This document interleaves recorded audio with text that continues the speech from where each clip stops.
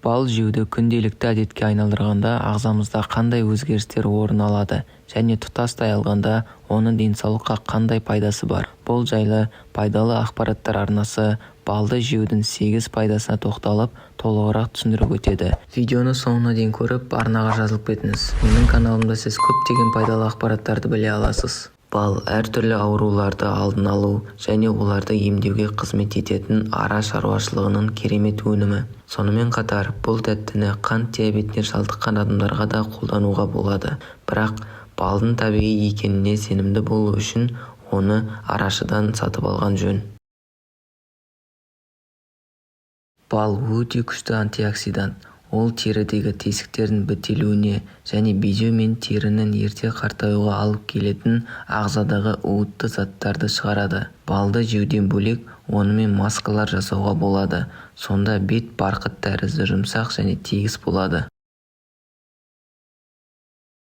Артық салмақтан арылу керек болса, тәтті жеуге болмайтынын өздеріңіз де білесіздер. Бірақ ол тәтті бал емес.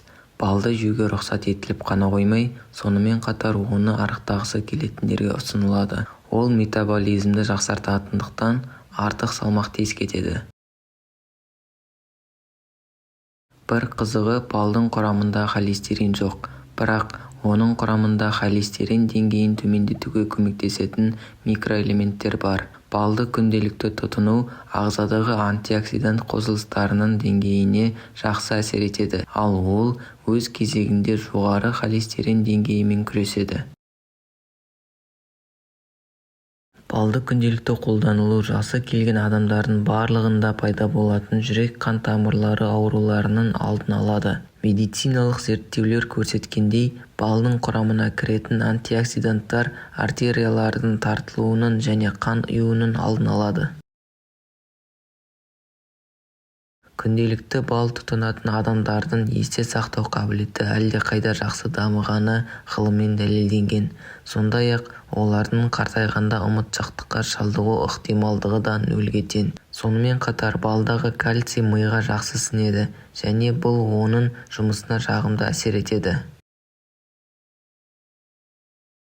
Қатты ұйқы психоэмоционалдық денсаулық пен сұлулықтың кепілі болып табылады. Ал бал тез ұйықтауға ықпал ететін гормон серотониннің өндірілуіне мүмкіндік жасайды.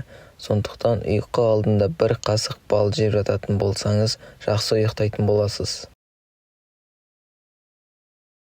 Ас қорытуды жақсарту үшін аш қарынға бір қасық бал жеу ұсынылады.